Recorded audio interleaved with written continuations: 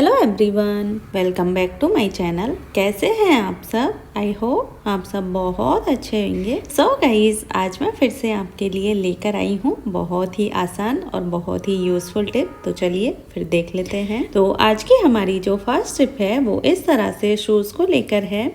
कभी कभार हमारे साथ क्या होता है कि हम नए शूज़ लेकर आते हैं और जब नए शूज़ होते हैं तो वो थोड़े टाइट होते हैं हमारे।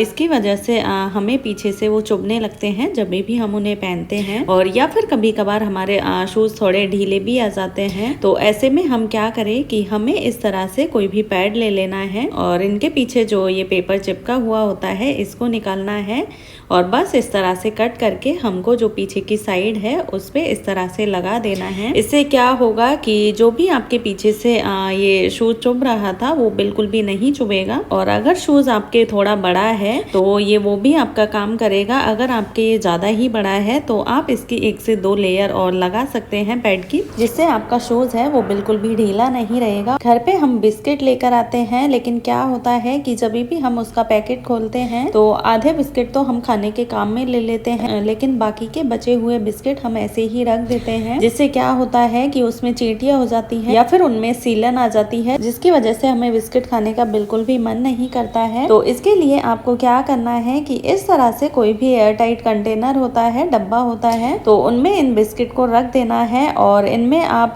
ये इलायची है वो इस तरह से आपको रख देनी है। इससे आपके बिस्किट में चींटी नहीं आएंगी और ना ही इनमें कोई सीलन आएगी। आपके बिस्किट है वो बिल्कुल भी खराब नहीं हुई। और जैसे हम नया पैकेट लेकर आते हैं वैसे ही आपके बिस्किट है वो एकदम क्रंची बने रहेंगे। तो चलिए फिर हम अपनी अगली टिप देख लेते हैं। लेकिन उससे पहले आपने अगर मेरे चैनल को अभी तक सब्सक्राइब नहीं किया है तो प्लीज उसे सब्सक्राइब कर लीजिए, जिससे कि मुझे मोटिवेशन मिलती रहे और मैं आपके लिए इसी तरह की नई नई वीडियो लेकर आती रहूं। प्लीज मुझे कमेंट्स में ये भी बताएं कि ये मेरी वीडियो आप कहां से देख रहे हैं, क्योंकि उसी से मुझे पता चलता है कि मेरी वीडियो है वो कहां तक पहुंच रही है। हमारी जो अगली टिप है वो इस तरह के कंटेनर को लेकर है। जब भी हम मार्केट से कुछ भी सामान लाते हैं तो कुछ सामानों के साथ टाइप के ये कंटेनर आते हैं जो कि प्लास्टिक के होते हैं, और हम क्या करते हैं कि इनको ऐसे ही फेंक देते हैं, डस्टबिन में डाल देते हैं या फिर हमारी किचन में ऐसे ही पड़े रहते हैं। तो आज मैं इनका आपको बहुत ही अच्छा सा यूज बताऊंगी। तो इसके लिए आपको क्या करना है कि इस तरह से ये डब्बा ले लेना है और अपने चाकू को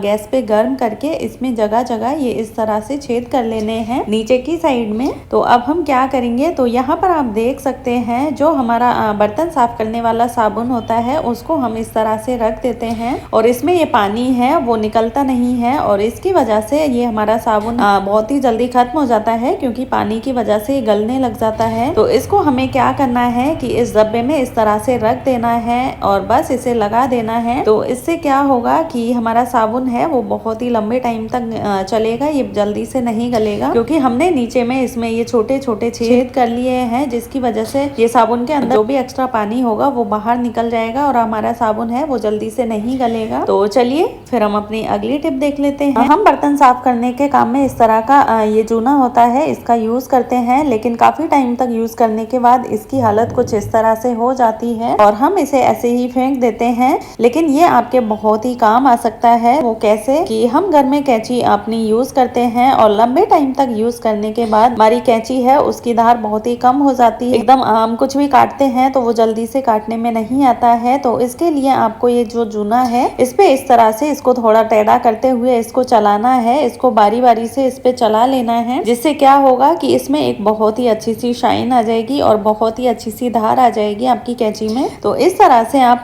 कैसी भी कैंची हो जो आपकी बिल्कुल भी काम नहीं कर रही हो तो इस तरह से आप उसमें धार ला सकते हैं।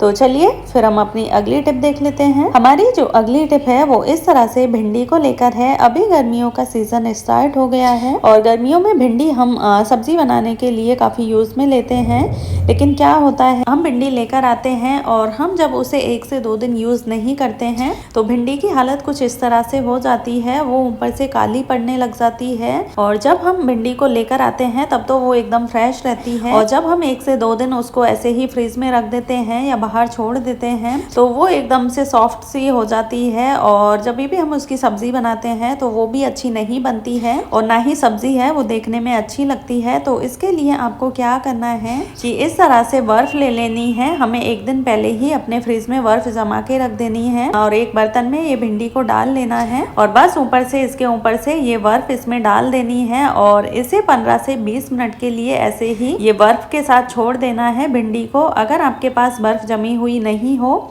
तो आप जो एकदम ठंडा पानी होता है, जो बर्फ का पानी होता है, तो वो भी हम काम में ले सकते हैं। तो इस तरह से रखने से क्या होगा कि यहाँ पर हमने इसको 15 से 20 मिनट रख लिया है और यहाँ पर आप देख सकते हैं शुरुआत में भिंडी जो देखी थी हमने उसकी हालत और यहाँ पर आप देख सकते हैं सिर्फ 15 मिनट में ही भिंडी है वो हमारी एकदम से फ्रेश हो गई है। यहाँ पर आप देख सकते हैं कि ये वही भिंडी है जो हमने आपको 2 मिनट पहले दिखाई थी। तो यहाँ पर ये सिर्फ 15 मिनट बर्फ के पानी में रखेंगे तो भिंडी है वो हमारी एकदम फ्रेश हो जाएगी, एकदम से टाइट हो जाएगी, जैसे हम भिंडी लेकर आए थे वैसी ही। तो इस तरह से आप चाहे आपकी भिंडी कितनी ही खराब हो गई हो, कितनी ही सॉफ्ट हो गई हो, तो इस तरह से आप उन्हें एकदम फ्रेश कर सकते हैं जिससे कि आपकी भिंडी है वो देखने में भी बहुत ही अच्छी लगेगी कि जब आप सब्जी बनाएंगे तो वो भी एकदम बहुत ही अच्छी बनेगी। तो ये थी मेरी आज की बहुत ही आसान सी टिप। आई होप आपको पसंद आई होगी। वीडियो पसंद आए तो प्लीज लाइक और शेयर करें और चैनल पर नए हैं तो सब्सक्राइब करें। तो अब मैं मिलती हूँ आपसे इसी तरह की एक और नई वीडियो के साथ। तब तक के लिए टेक केयर, बाय बाय।